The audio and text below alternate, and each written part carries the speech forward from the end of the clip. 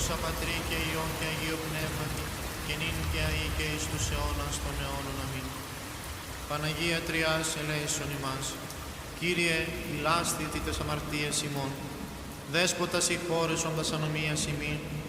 Άγιε, επίσκεψε και ίασε τας ασθενείας ημών, ένεκεν του ονόματός σου.